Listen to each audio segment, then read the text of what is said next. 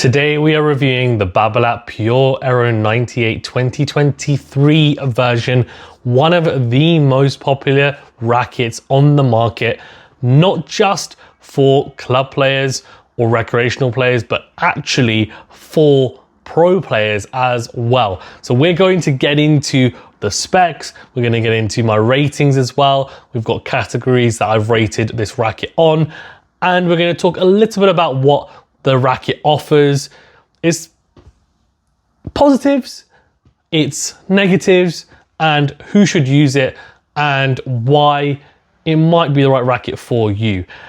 Welcome to my first episode of finding my perfect racket, and we're going to start off with this absolute gem of a racket. This is the weapon of choice for Carlos Alcaraz, so we have to talk about it, right? I think we do have to, and it is definitely a racket that I've heard pros talk about, coaches talk about, my fellow club players talk about. The people that use it, the people that have it, they absolutely love it. They absolutely love it. I'm going to approach this though in two ways. I'm going to talk about my personal experience with the racket. So obviously my personal experience is not necessarily going to be your experience with the racket. And then I'm going to talk about generally what the experience seems to be with the Pure Aero 98, what other people have talked about, also the specs, what Babolat talk about, and also what seems to be it seems to be pretty consistent amongst the tennis world as a consensus, because the racket's been out now for a little bit of time. If you want to potentially buy this racket, I would recommend demoing this racket. I used Nick Rivet Sport here in the UK. If you want a really good online demo service, use them. The link is in the description of this video. And I tested a whole range of rackets, which I'm going to go through every single one on this channel in this series to find my perfect racket. So hopefully the information will be useful for you guys. But of course, you can listen to my information or my thoughts, but the best way to find your perfect racket is to demo. And that's what I found out. Okay, so as per the words of Babolat on their website, the Pure Aero 98 tennis racket is a deadly weapon in the hands of high performance competitors who play fast, look to move forward, and attack the ball with spin and precision. It's wielded by the likes of Carlos Alcaraz, Holger Rune, Leylah Fernandez, and Felix Auger-Aliassime, just to name a few of the top players that utilize it. So, what's also interesting, and what Babolat advertise on their website, which I think is really interesting, because as we all know, quality control with rackets can be a really big deal. A lot of rackets say plus or minus 5 grams of the stated weight. So for example, if you get a racket that is, in this case, a Pure Aero 98, which is 305 grams, you could potentially get one that is 300 grams and one that is 310 grams. So you would have a 10-gram differential between two rackets that you have purchased. When you're expecting them to play the same, they will play slightly differently with, of course, different weight, and potentially the swing weight, the balance might also be different. So just something to bear in mind. However, with this specific racket, Babolat have said that this tennis racket is also available in matched pairs with a maximum weight difference of 1 gram, which is phenomenal. So if you do demo this racket and you really love it and you want 2 of them, then utilize that service, because that is really good, and it just avoids you having to try and fiddle and customize and try and make them seem the same. Or don't customize, because like me, you don't want to customize a racket, you just want a racket off the shelf and you want to just be able to play with it. It avoids you then also having 2 rackets that weigh differently, potentially by quite a big differential, and they might play also a bit differently. So that's not ideal. Let's get the specs up. Let's talk about the specs. The specs should show up here, hopefully. Okay, so the Pure Aero 98 2023. Let's talk about the specs. Head size is 98 square inches. So as we know, there is a Pure Aero, which is 100 square inches. And that was made famous initially by Rafael Nadal, who then eventually brought out his own racket with Babolat, the Pure Aero Rafa, which is also 100 square inches.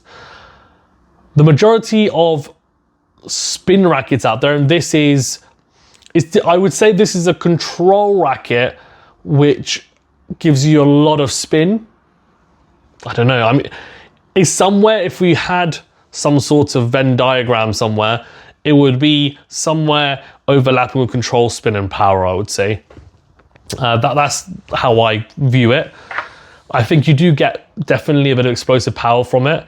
I don't think that is, I would say that's the tertiary, so the third most prominent feature. I think control is probably the first feature and spin is the second, but spin is very close to control and is, I would say, the most spin-friendly racket on the market. That's a 98 square inch racket, I'd say, apart from the V-Core. I don't think the Extreme Pro or Extreme Tour, the Head Extreme Tour or Head Extreme Pro have as much spin as this. I didn't find that when I tested it. The V-Core potentially might do. I think it has a lot of spin potential. I didn't think the Shift 99 had more spin potential than this, and that's obviously not a 98, it's a 99. Diadem Axis 98 didn't. We'll talk about the comparisons a little bit though, because there are some things that those rackets have which this one doesn't, and the biggest factor is going to be comfort, if I'm being honest. This racket, this Pure Aero 98 racket, I can see why people love it, but I think there's also a reason why not everyone used it, or not, you know, it's a very popular racket, but there's a reason why, let's say, 16 out of the 20 top 10 or everyone in your local club is using it, because one, it's quite a demanding, it is, in my opinion, as Babolat also state, I think it's only really for players that are either pro players or they are advanced players at a club level, or they are competing as well. I don't think you could play with it if you're intermediate or below, in my opinion. I think it would be better suited if you pick up a Pure Aero 100, something that's a bit more forgiving, or even something that's a bit softer, because it's quite a stiff racket, but it gives you a lot of explosive power. So into the specs, because that's what I'm supposed to be talking about. The head size is 98 square inches. Weight is, unstrung weight is 305 grams, which is pretty standard. I think for 98 square inch rackets, 300 to 305 is pretty much the norm. The balance point is 6 points head light, which means that it's going to be pretty head light. So the majority of the weight is towards the handle. That means that it suits players. So if you do think of Alcaraz, this is a good example to think of Alcaraz in this particular spec, because he's very whippy. He's got extremely fast racket head speed. I mean, the racket head speed that he generates is just phenomenal, and this racket really is for someone who's able to generate a huge amount of racket head speed.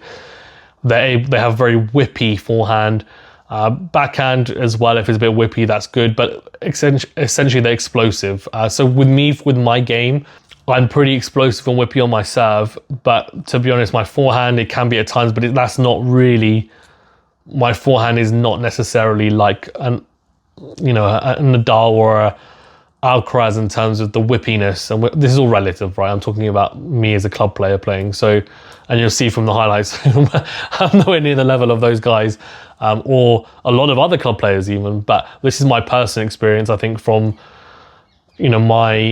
my demo and my testing of this Aero 90, and I used it a couple of times. The string pattern is 16 by 20. I do feel like you do feel that extra bit of control a little bit with that extra cross. Yeah, I mean, it's tough to tell, because unless you have a 16 by 19 version and you're able to compare it side by side, I don't really know how much difference it makes, but I did feel like it was pretty controlled. I thought the launch angle was pretty high on this Pure Aero 98 as well, if I'm being honest. And that's a positive thing if you're someone who plays with a lot of spin. The stiffness was 70 RA, so that's pretty high out of 100. And you could feel that. You could feel it was quite stiff. And I'm not someone who dislikes stiff rackets, because you'll see throughout this series there are some stiff rackets that I like, but I did feel that I did get a bit of arm discomfort from this. I did feel that. And it could just be a technical issue with me. I'm not a phenomenal player who hits a sweet spot every time on my racket. But at the same time, I don't think it is just me, because I've had a lot of people talk about arm discomfort. I know Jonas, when I talked to him from Tennis Nerd, also said that some people that he knows who are very good players have also complained about some arm discomfort from this racket as well. And the swing weight's 327, which is okay. It's fine.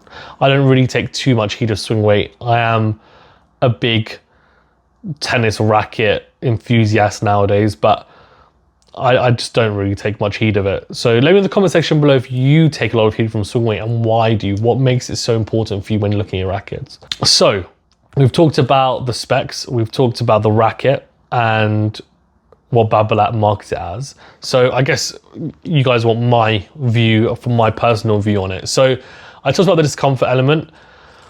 On serve, I thought I got a lot of pop on serve, I have to say. I was playing indoors with it, so I think that did help, of course, a little bit as well. But I had been playing throughout the whole winter with an array of rackets, so it was comparable.